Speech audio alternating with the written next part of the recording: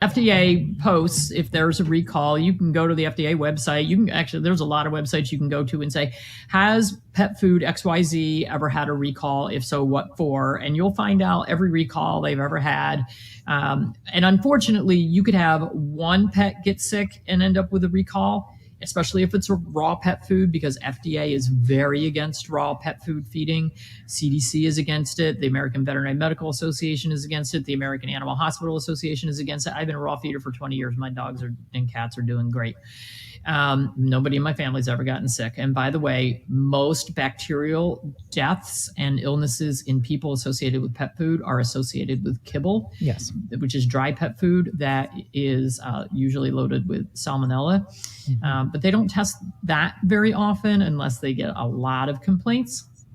So in December of 23, so just a few months ago, a woman by the name of Kelly Bone, whose dog, her service dog, died from the vitamin D recall or vitamin D toxicity. The dog died 2 weeks before the recall came about, and she was mad.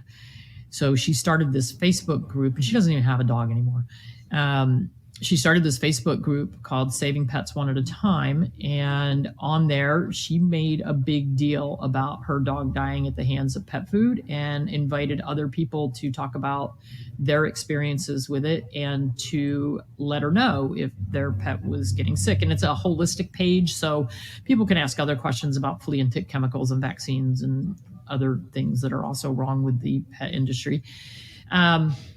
But in December, she started noticing a huge uptick in complaints of dogs and cats dying, having bloody vomiting and diarrhea, having seizures, having hives, horrible itching, hair falling out by the handful.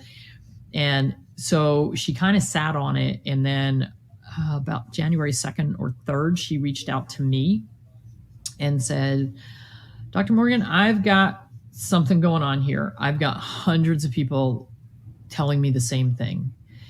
And so we went on Amazon and Chewy and Petco, all their websites, and looked up the foods that she was talking about and looked at the 1-star reviews and saw the same thing.